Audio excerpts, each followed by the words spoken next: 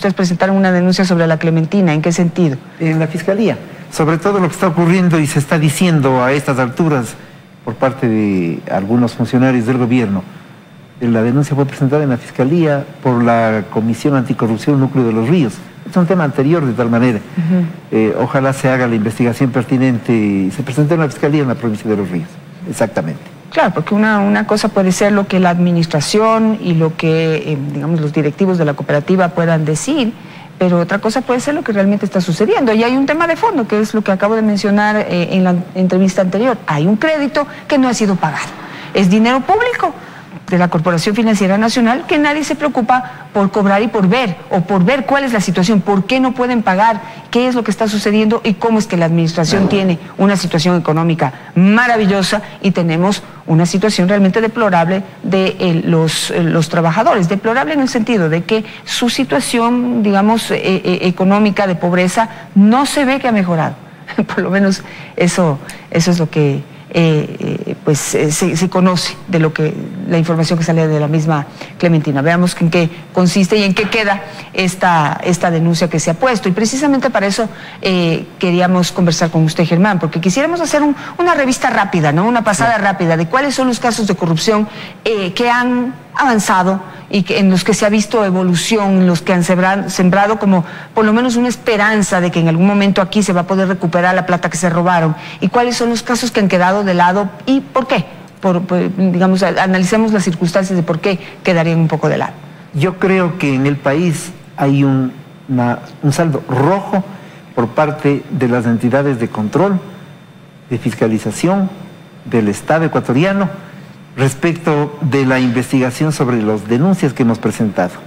Todavía en Fiscalía seguimos en los procesos indagatorios, del reconocimiento de firmas, hemos dado pasos pequeñitos, seguramente está abarrotada la Fiscalía de un montón de denuncias, no solo las nuestras, de la Comisión Nacional Anticorrupción, seguramente también allí todavía, ¿no? Seguramente, yo estoy convencido, hay lazos con el régimen anterior y hay gente que no le interesa que esto marche.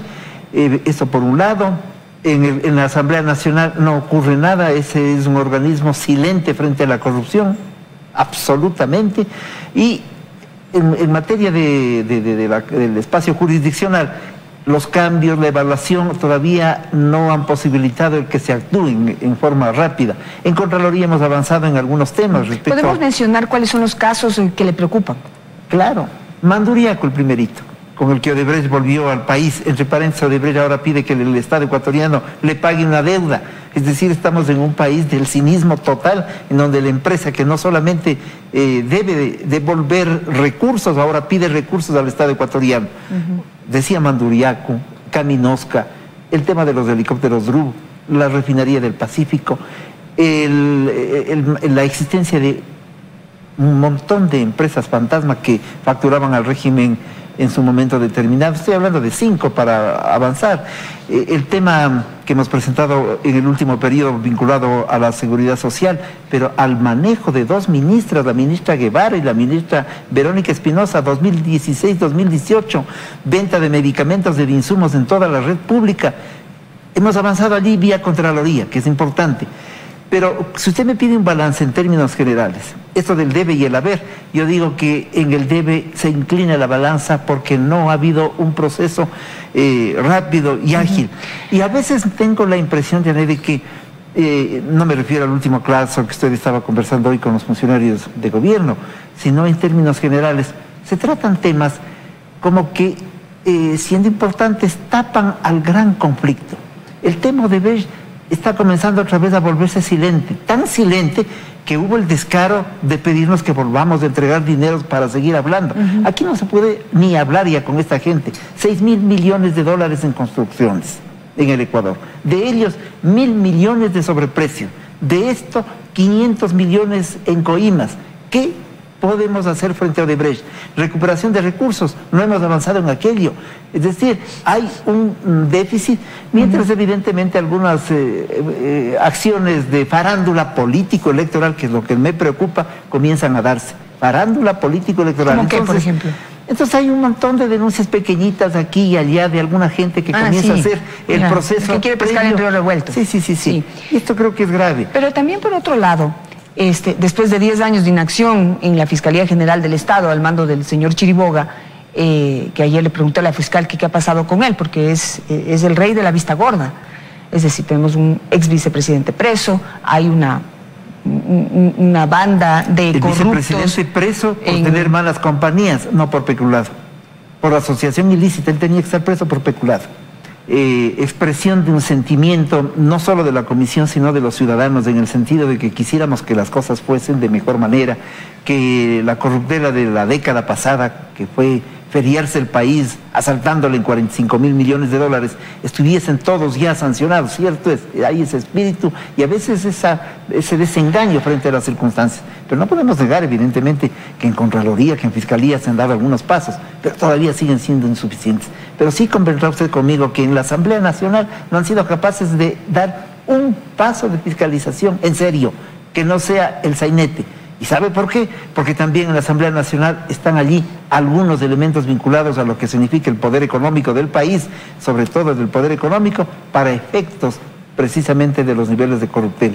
Yo creo que entramos en un momento, el próximo año ya, que está muy cerca, en el que habrá que pensar con mucha seriedad qué hacer en cuanto a la designación de las nuevas autoridades, que habrá que cambiarlas ya hacia el 2021, pero que la campaña va a arrancar. Y que la campaña no sea el aprovechamiento de alguna gente que hace corrupción al estilo que hace campaña de la lucha anticorrupción, al estilo de Spinel, el que está preso, exacto, el que quería cortar la mano a los corruptos. Pero no ya tenía metida la mano en la corrupción. Eso pero ya totalmente no podemos soportar. Yo creo que este es un tema de absoluta seriedad, hay que dar transparencia en el ejercicio de la investigación y sobre todo los organismos deben ser presionados por la sociedad civil. Nosotros nos comprometemos a eso una vez más en este 2020 que viene, aspirando a que podamos cumplir el rol que nos han ubicado, que nos han puesto, para ser candidatos, no vamos a ser de ninguna naturaleza, pero lo que sí queremos es que avancemos en temas fundamentales. Así es. Eso sí es cierto. Y en los temas grandes del país, en aquellos que significó el asalto al país, lo otro es importante, pero no podemos olvidar cómo es que el tema Manduriaco no avanza. La refinería del Pacífico, sí, el tema no avanza. Yo quisiera comprometerle, Germán, para que por favor sigan con esa misión de denunciar los casos de corrupción en nuestro país y sigan vigilando el avance de jurídico, digamos, en la parte judicial, viendo los ISOs, todo. Aquí me decía que tiene el ISO 9001-2015, que es el certificado INE para MIPYMES, registros sanitarios vigentes. Conozco el caso, cumple con todo, pero no le quieren comprar. Pero sí compran al señor que vende, lo cual está bien, pero vende hamburguesas, tiene una panadería, ferretería, juega fútbol en algún lado. Exacto. A ellos les compran porque son los testaferros de un proceso de venta de medicamentos y de insumos. La ministra Verónica Espinosa miró esto o no miró, eso es lo gravísimo. Y la ministra anterior igual, la ministra Margarita Guevara también. Igual. Y ahorita, lo que yo le dije la vez pasada, sigue la misma rosca. Mire lo que ha pasado con las vacunas de influenza, no las compraron a tiempo, por eso no hay. Ese es el problema, negligencia. Debían haberlas comprado en agosto, julio, agosto, no las compraron, están comprando ahorita en diciembre, quieren un proceso acelerado para poder hacer las verificaciones. No hay cómo, no se puede, es la salud de la gente. Las compras son a dedo. Yo diría que casi todas son a dedo, sobre todo en insumos y en medicamentos. Esto es lo que el país siente, esto es lo que le duele a la patria, esto es lo que nos duele a los ecuatorianos. Frente a ello, yo creo que lo único que nos queda es actuar con firmeza, ¿no? Eso es importante. Gracias. Y el otro tema con el que yo quisiera concluir, creo que la ciudadanía tiene que empoderarse de una voluntad de cambio.